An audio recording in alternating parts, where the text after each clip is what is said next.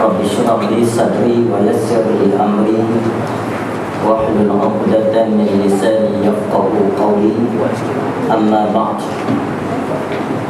فقال الله سبحانه وتعالى في القرآن العزيز يا أيها الذين آمنوا من يرتد منكم عن دينه فسوف يأتي الله بقوم يحبهم ويحبونه أذلة على المؤمنين عزة على الكافرين يجاهدون في سبيل الله ولا يخافون لومة لائم ذلك فضل الله يؤتيه من يشاء والله واسع عليم إنما وليكم الله ورسوله والذين آمنوا الذين يقيمون الصلاة ويؤتون الزكاة وهم راكعون ومن يتولى الله ورسوله والذين آمنوا فإن حزب الله هم الغالبون.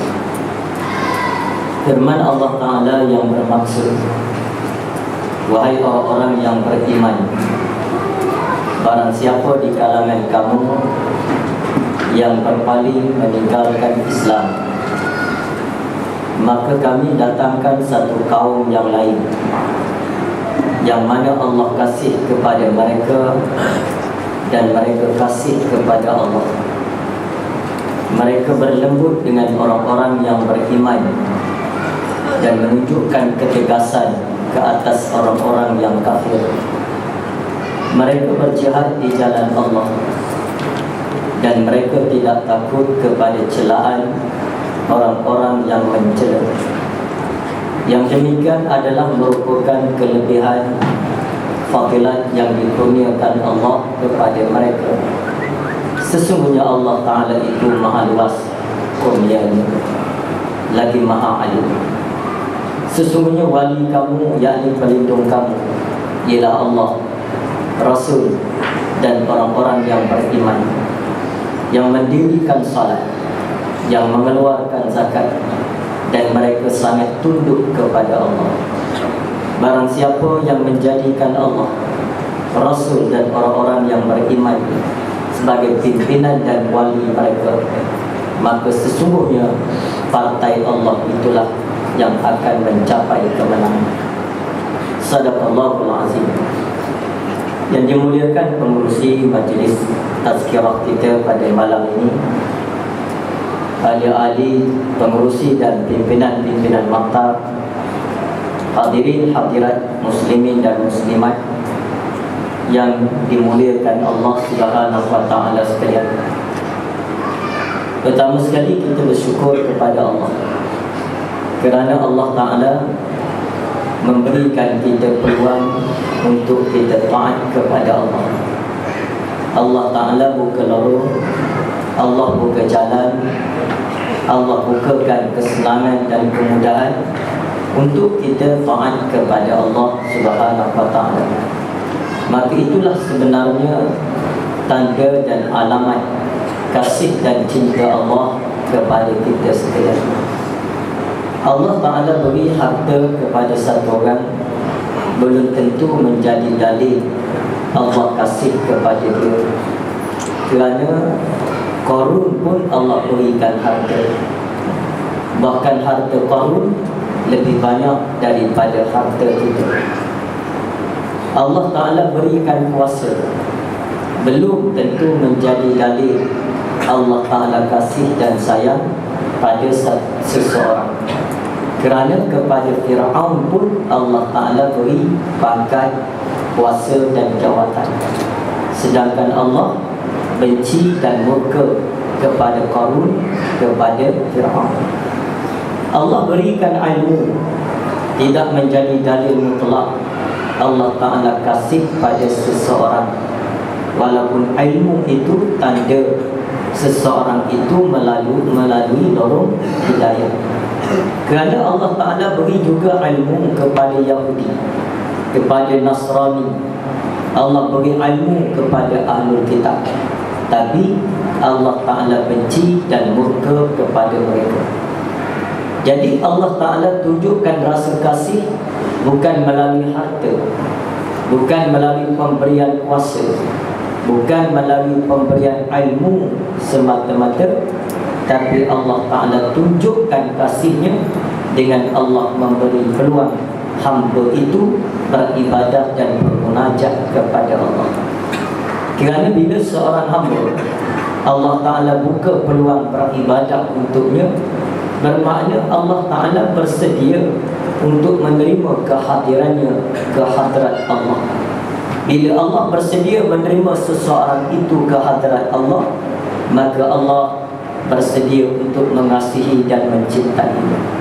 Jadi kerana itu, apabila kita diberi peluang beribadah dan taat kepada Allah, maka hendaklah kita berebut peluang itu, tanda syukur atas nikmat Allah. Baik, tajuk kita pada malam ini berkaitan dengan ta'addud al-jamaah, berbilang-bilangnya jamaah, di mana kita diajar oleh Allah Subhanahu wa Ta'ala supaya berjamaah. Berjamaah ini tidak lagi menjadi satu kekhawatiran kepada kita bahawa ia merupakan tuntutan Islam. Wal takum minkum ummatun yad'una ilal khair, hendaklah ada sebahagian dari kalangan kamu ummatun, ialah satu umat, satu taifah, satu jamaah. Dan Allah menggunakan perkataan isim mufrad, satu jamaah dan satu kumpulan, yang menyuruh kepada khair, kebajikan, menyuruh kepada ma'ruf dan mencegah kemungkaran. Jadi tidak lagi menjadi satu keraguan kepada kita bahawa berjamaah itu merupakan tuntutan Allah. Sebab itu kita duduk dalam jamaah, dan adanya jamaah Islam bukan kerana sebab-sebab lain, melainkan kerana Allah yang suruh kita berada dalam jamaah. Yang kedua ialah suruhan Nabi. Nabi membayangkan bagaimana umat ini sentiasa dalam satu jamaah dan suatu taifah. La tazalu taifatun min ummati zahirina 'alal haqq la yadurruhum man khalafahum hatta ya'tiya amrullah aw kama qala. Nabi kata sentiasa ada di kalangan umat itu satu taifah, satu kumpulan, satu puak, satu jamaah, yang mana mereka itu menyatakan kebenaran. Mereka tidak dapat dikalah dan diundurkan oleh musuh-musuh yang menentang mereka hingga datang keputusan Allah, yakni sama ada mereka syahid ataupun mereka mencapai kemenangan. Jadi Nabi SAW menyebut tentang la tazalu ta'ifah, akan sentiasa adanya ta'ifah, jamaah dan kumpulan umat Islam yang menyuruh kepada kebenaran. Di sana juga disebut oleh Sayyidina Umar Al-Khattab dalam satu ungkapan yang sangat masyhur bagi kita yang berada dalam dunia dakwah, di mana Sayyidina Umar berkata, la Islam illa bil jamaah, tidak akan sempurna dan lengkapnya Islam kecuali hendaklah mereka itu dalam keadaan berjamaah. Dan bagi menunaikan tuntutan Islam, wajib ada jamaah. Berdasarkan kepada hujah-hujah dan dalil-dalil itu, tidak khawatir lagi kepada kita bahawa kita mesti ada jamaah. Dan jika jamaah itu telah ada, kita hendaklah bersama dengan jamaah itu bagi kita menunaikan tuntutan Allah, Rasul dan tuntutan Islam itu sendiri. Cumanya di sana ialah jamaah yang bagaimana yang kita perlu sertai dari segi yakin dan dari segi kita mempercayai dan meyakini mesti ada jamaah untuk umat ini, itu telah kita yakini. Tapi jamaah yang bagaimana, kumpulan yang bagaimana, lalu di sana telah disebut oleh alim ulama berdasarkan kepada Al-Quran, hadis-hadis Nabi, dan berdasarkan kepada sirah Rasulullah sallallahu alaihi wasallam. Perkara yang pertama dalam kita menyertai jamaah, hendaklah jamaah itu memiliki ciri-cirinya sebagai sebuah jamaah Islam. Maknanya kita mesti meletakkan diri kita dalam jamaah yang ada ciri-ciri jamaah Islam. Yang pertama, sifatnya ialah wujudnya mereka itu kerana kepentingan Islam, kerana Allah dan kerana Rasul. Dan itu jamaah dia tidak boleh wujud dengan kerana tidak puas hati. Saya tak puas hati dengan kumpulan sekian, saya buat unta parti dan jamaah lain. Tak boleh. Islam dia ada sebab. Mengapa perlu adanya jamaah? Sebab yang pertama, kerana Allah dan Rasul. Berbeza dengan parti-parti dan kumpulan lain. Parti buruk wujud kerana kepentingan golongan buruk, kerana ditekan oleh tuan-tuan tanah yang menjadikan mereka buruk dan menjadikan mereka hamba abdi di ladang-ladang golongan bangsawan. Kerana diskriminasi sosial dan politik serta ekonomi menjadikan mereka bersatu. Akhirnya mereka wujud kesatuan kerja, dan kesatuan kerja itu akhirnya menjadi sebuah parti dan menjadi sebuah jamaah, kumpulan. Jadi wujudnya mereka itu kerana tuntutan luaran, kerana ada tuntutan kepentingan puak, kepentingan golongan, kepentingan grup dan kumpulan yang tertentu. Begitu juga dengan parti nasionalis di dunia, termasuk di Malaysia. Wujudnya mereka kerana apa? Kerana adanya tekanan politik yang dilakukan oleh penjajah, dilakukan oleh golongan kolonial kepada anak-anak watan dalam tanah jajahan itu, menjadikan mereka rasa mereka perlu bersatu.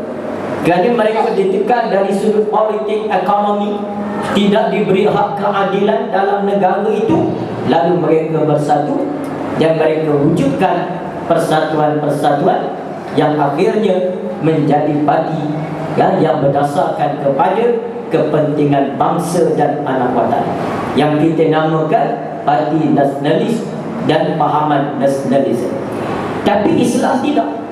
Islam wujud ini kerana dalil yang kita sebutkan tadi, kerana Allah yang mahu kita ada parti, yang mahu kita ini dalam bentuk jamaah. Dan ini banyak dalam ayat-ayat Al-Quran yang kita temui.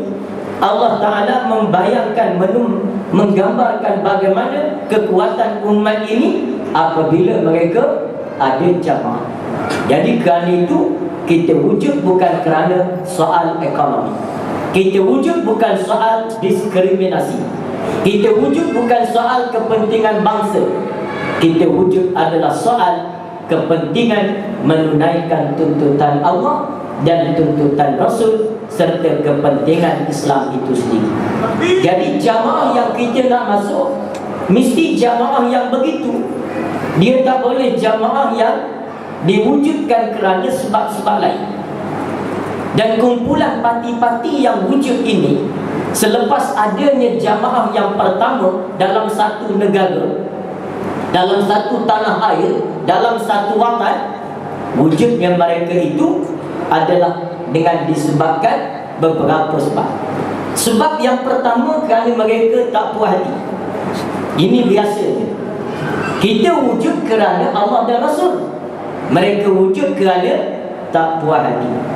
Tak puas hati kepada parti lain, tak puas hati kepada PAS, maka mereka mewujudkan kumpulan dan parti lain. Tak kira lah sebutlah PASMA ke, Persembuh ke, Terpulang. Tapi maknanya mereka wujud kerana tak puas hati. Tak puas hati tidak merupakan dalil yang dibenarkan oleh syarak. Tak puas hati tak boleh jadi dalil. Makmum tak puas hati dengan imam kerana imam tak bayar lagi hutang dia, boleh tak mufaraqah daripada imam? Tak puas hati tak boleh jadi dalil, hujah, alasan untuk wujudnya jamaah yang kedua setelah adanya jamaah yang pertama. Betul, kita bila pergi ke satu negara, katalah kita ni kerana kuat sangat parti, kena tukar ke Papua New Guinea. Pergi ke Papua New Guinea belum ada parti Islam, orang Islam ada, belum ada parti, maka wajib menubuhkan parti Islam. Kena wajibkan apa? Untuk menunaikan suruhan Allah dan Rasul bagi mengukuhkan kekuatan umat Islam. Lalu duduk tak lama kena tukar pula, posting ke Mongolia, di kat Mongolia, sampai kat sana dah ada parti Islam. Presiden dia Syaribu nama dia. Jadi kita boleh tak buat parti lain? Tak boleh, kerana sudah ada parti Islam. Bila sudah ada parti Islam, tak boleh dah buat parti lain, melainkan kita mesti menguatkan parti itu. Kita ada jawatan ke tak ada jawatan, lain cerita. Kita kena kuatkan parti itu, kerana kalau kita wujudkan parti dan jamaah lain, kita akan memecahkan parti dan jamaah yang sudah sedia ada. Maka bila telah ada parti dalam negara itu, tiba-tiba ada orang nak buat parti lain, maka mungkin pertama kerana tak puas hati. Tak puas hati tidak menjadi alasan yang sah pada hukum syara. Macam kita salat tadi, tak puas hati tak boleh. Tengok-tengok imam pakai t-shirt baju dacing, kita pun tak puas hati dengan imam. Boleh tak kita mufarakah? Boleh tak kita pun niat mufarakah daripada imam? Sebab imam pakai baju gambar dacing, depan tu gambar satu Malaysia. Tak boleh. Kenapa? Dia tidak menjadi alasan. Hati tidak boleh menjadi ukuran, tidak boleh menjadi neraca untuk kita bertindak. Kerana itu dalam hadis Nabi SAW, Nabi ajar kita hendaklah mentaati alal mar'il muslim as-sam' wa ta'ah. Ke atas wajib, ke atas setiap muslim itu dengar dan taat kepada pemimpin muslim di kalangan mereka, fima ahabba wa kariha, dalam perkara yang mereka suka atau tak suka. Maknanya Allah, Nabi SAW mengajar kita, panduan kamu bukan hati. Walaupun kamu tak suka, walaupun hati kamu puas, walau tak puas hati, kamu kena dengar dan taat. Malam yu'mar bimaksiatin, sehingga tidak disuruh kepada perkara maksiat. Maknanya neraca yang Nabi ajar bukan neraca hati, tapi neraca hukum syara. Maknanya kalau mereka suruh kemungkaran, barulah terombak dengar dan taat tadi. Tapi kalau sekadar tak puas hati, tidak terombak. Jadi makna parti yang wujud setelah ada kumpulan dan jamaah yang kedua selepas itu boleh jadi kerana tidak puas hati pada parti yang pertama. Sebab itu kita tanya sahabat-sahabat kita yang menubuhkan PASMA, atas alasan apa kamu tubuhkan PASMA? Dia kata kerana tak puas hati. Maka tak puas hati ni bukan hujah. Dan kita tunggulah lihat sesama PASMA nanti pula akan ada yang tak puas hati pula sesama mereka. Sama-sama dia tu ada tak puas hati. Yang tak puas hati tubuh pula parti. NGO, nama dia pesembuh tadi. Yang pesembuh pula tak puas hati lagi, maka dia akan wujud begitulah. Akan sampai bila-bila akan berlaku begitu. Kerana itu tak puas hati tidak boleh menjadi alasan mewujudkan jamaah di kala mana telah ada jamaah Islam. Yang kedua, biasanya wujud jamaah yang kedua kerana apa? Kerana alasan fastabiqul khairat. Ini biasa dengar. Kerana berlumba-lumba nak melakukan kebaikan. Dalam syarak kita memang boleh berlumba buat kebajikan, memang ayat Allah pun. Tetapi dalam perkara yang boleh berlumba, Dalam perkara yang tak boleh berlumba, tak boleh. Boleh tak makmum berlumba dengan Tok Imam? Tak berlumba. Tengok siapa sudah dulu. Imam beri salam, makmum atas motor tak? Boleh? Tak boleh. Dalam perkara yang tak boleh berlumba, tak boleh. Fastabiqul khairat. Berlumba dalam perkara kebajikan hendaklah dipahami dalam perkara yang kita boleh berlumba. Berlumba dalam mewujudkan jamaah, setelah mana ada jamaah yang pertama, tidak dibenarkan oleh syarak kerana membawa kepada perpecahan umat dan melemahkan kekuatan. Kalau kita lihat di dalam kitab Jundullah Saqafatan wa Akhlaqan, dia mensyaratkan di sana, dalam kita menubuhkan NGO, setelah adanya jamaah yang pertama, dia kena ada 3 syarat. Kan baru ni ada orang kata, kami bukan buat parti, kami buat NGO je. NGO tak salah. Kenapa nak marah pada kami? Marah sama pada Muslim Care, marah sama kepada Rahmat Care. Ada Ustaz Mat. Maknanya nak menunjukkan pada kita, dalam kita mewujudkan NGO ada 3 syarat besar. Disebut oleh Ustaz Fathayakan dan Ustaz Sa'id Hawa dalam kitabnya Jundullah Thaqafatan wa Akhlaqan. Yang pertama, NGO itu atau jamaah kecil yang wujud setelah adanya jamaah yang pertama, jamaah induk dalam negara itu, hendaklah dia mempunyai sifat matlamatnya sama dengan matlamat jamaah induk. Dan setengah ulama dia kata hendaklah wujud di suatu daerah dan kawasan yang jamaah induk tidak boleh berperanan di situ. Contohnya di kampus, kita nak bawa, nak tubuh pas cawangan kampus, tak boleh. Jadi bila tidak boleh, kena ada satu persatuan pelajar, persatuan mahasiswa, kena ada. Tetapi dengan 3 syarat. Syarat yang pertama, bersatu dari segi ahdaf ataupun objektif dan sasarannya. Makna mesti sama. NGO ni sama dengan jamaah induk. Matlamatnya nak daulah, maka jamaah kecil tadi mahu kepada daulah Islam, nak mewujudkan kedaulatan Islam. Yang kedua, bersatu dari segi tarik, jalannya. Jamaah yang pertama menerima, jamaah induk menerima demokrasi pilihan raya secara demokrasi sebagai jalan, maka kumpulan kecil tadi hendaklah menerima demokrasi pilihan raya sebagai jalan dakwah. Dia tak boleh dia kata kami sebahagian daripada PAS, tapi kami lain, kami tak serupa dengan PAS. Maknanya dia bukan NGO, dia GRO. Jadi kena sama dengan parti, dengan jamaah induk. Yang ketiga, dia hendaklah bersatu dari segi qiyadah, kepimpinan.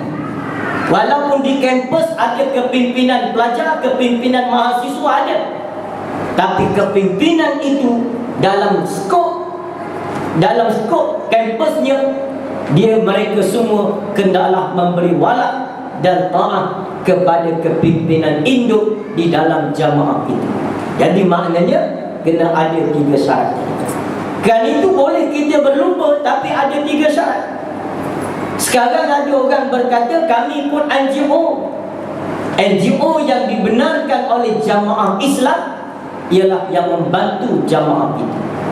Ta'awanu 'alal birri wat taqwa wa la ta'awanu 'alal ismi wal udwan.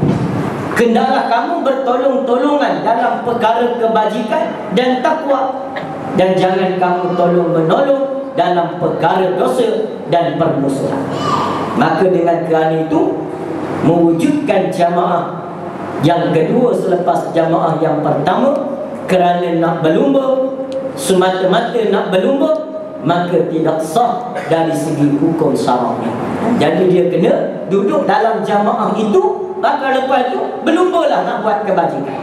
Bukan berlumba tubuh jamaah, berlumba buat kebajikan dalam jamaah yang telah ada. Kita sekarang berlumba nak tubuh jamaah, ini tak boleh. Dia kena berlumba melakukan kebajikan di dalam jamaah yang telah ada. Yang kedua. Yang ketiga, ada orang yang mewujudkan parti dan jamaah yang kedua boleh jadi sebab yang pertama tak puas hati pun tak boleh diterima oleh syarak. Sebab yang kedua nak berlumba. Sebab yang ketiga kerana ada rasa iri hati dan dengki kepada jamaah yang pertama. Payah sangat duduk dalam jamaah pertama, payah nak capai hasrat, lalu mereka tubuh jamaah sendiri. Bila tubuh jamaah sendiri, mereka dapat memuaskan hati mereka. Maka dengan kerana itu, syarak tidak mengizinkan adanya jamaah lain yang selain daripada jamaah yang pertama, kecuali mereka itu adalah badan-badan dan jamaah yang seiring dengan jamaah yang pertama dalam negara itu. Sebagaimana yang disebut oleh Ustaz Said Hawa tadi dalam contoh. Jadi kerana itu kita hendaklah sedar bahawa jamaah yang kita nak sertai itu ialah jamaah yang wujudnya kerana Allah dan kerana Rasul. Yang kedua ialah jamaah yang meletakkan dasar Islamnya adalah keutamaan dalam mereka bergerak dan objektif dalam mereka berjuang. Ini mesti begitu. Dia tak boleh adanya satu, hasrat lain tak boleh. Dia mesti meletakkan ketuanan Islam. Sebab itu kita berenah berdepan. Ada satu parti dalam negara kita mempromosikan ketuanan Melayu. Ketuanan Melayu. Melayu tak ramai.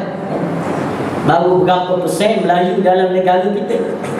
Datang satu parti lain pula, ketuanan rakyat. Rakyat pun tak ramai. Yang ramainya pun ketuanan Islam.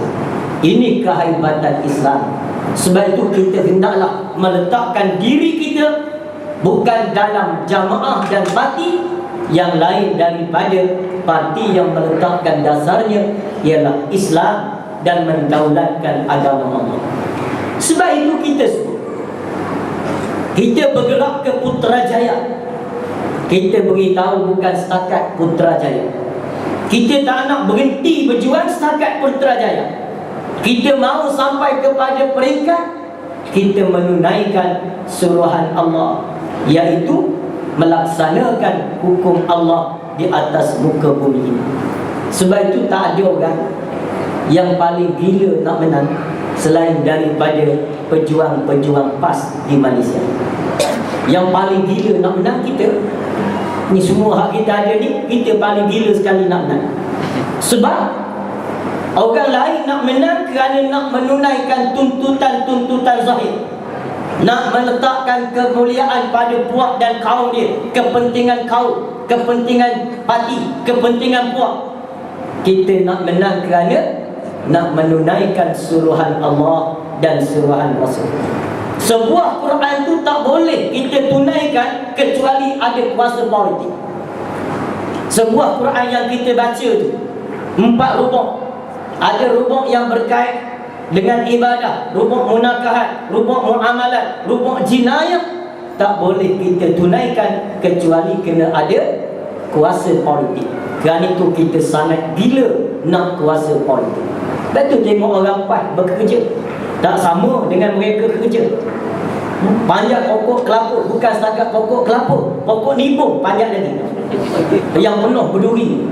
Dah panjat sampai ke atas, baru fikir nak turun macam mana. Ini kerana apa? Kerana kesungguhan kita. Kita bekerja bukan upah. Kita bekerja bukan kerana habuan. Kita bekerja bukan kerana selain daripada mengharapkan berjaya mencapai kemenangan bagi menunaikan suruhan Allah dan suruhan Rasulnya sallallahu alaihi wasallam.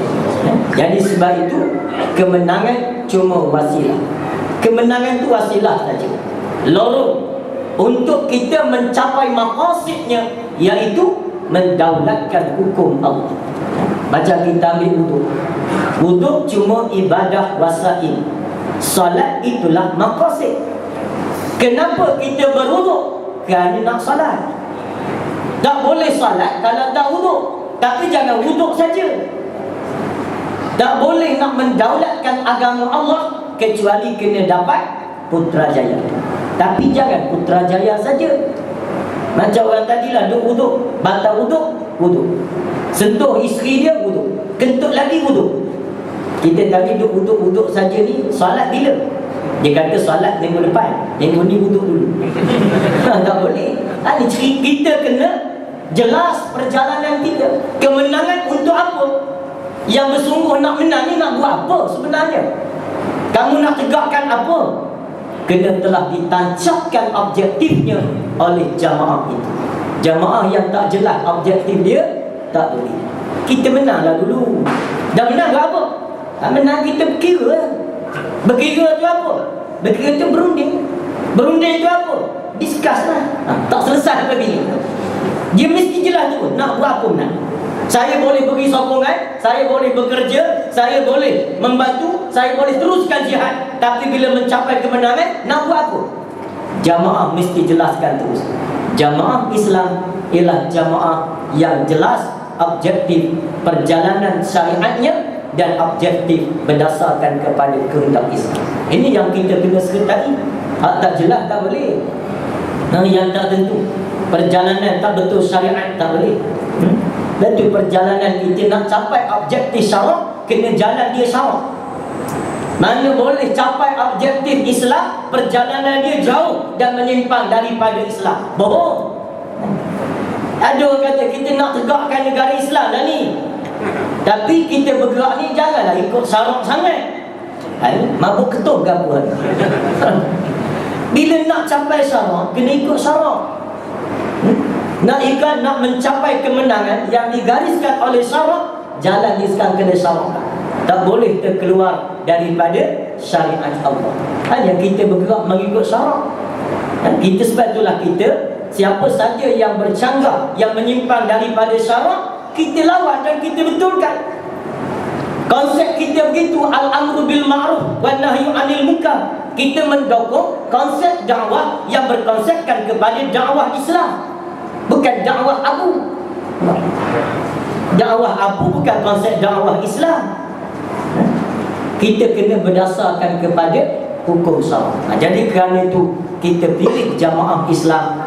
Yang pertama tadi kerana Allah dan Rasul. Yang kedua kerana matlamatnya jelas.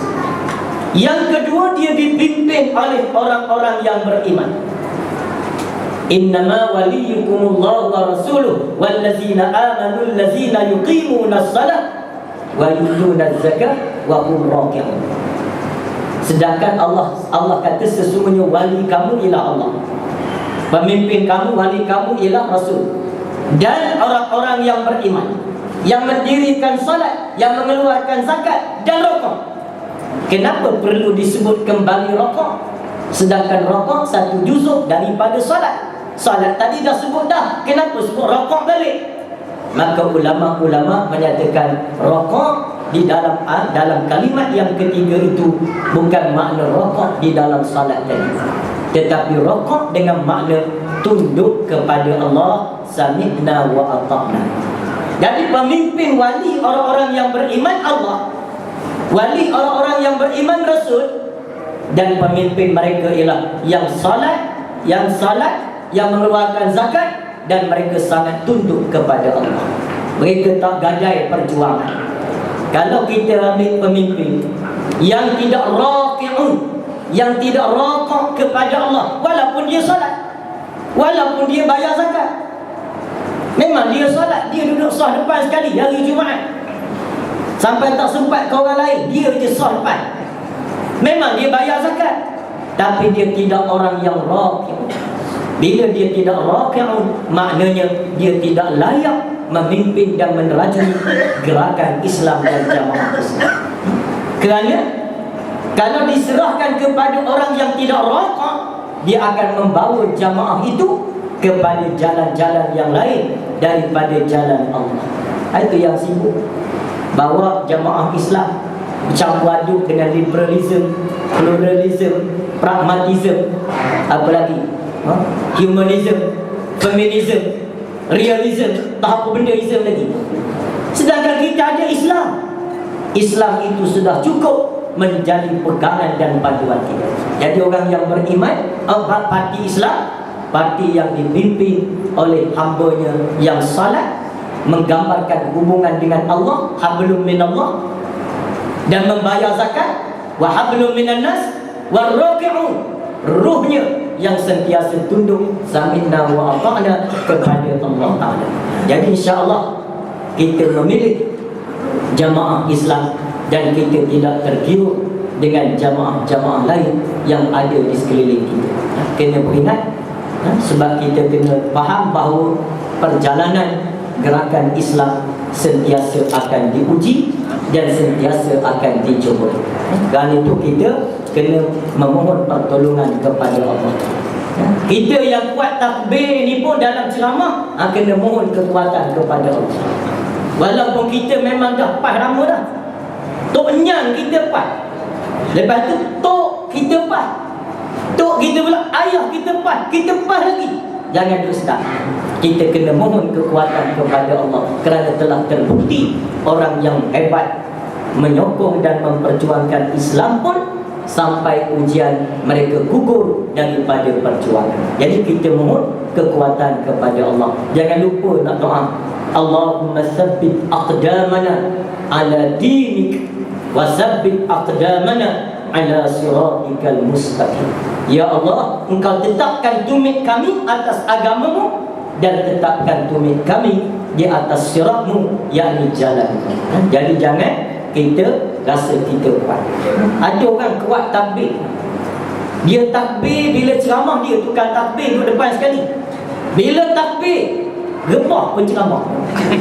Dia kuat takbir dia, tapi lah akhir sekali masuk lompat pula sana. Jadi kita tak tahu begitu.